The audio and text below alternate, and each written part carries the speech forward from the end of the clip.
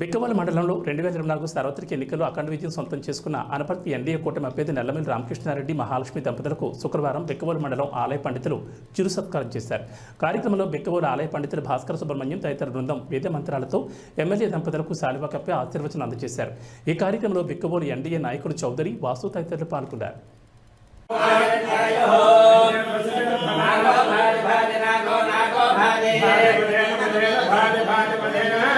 Come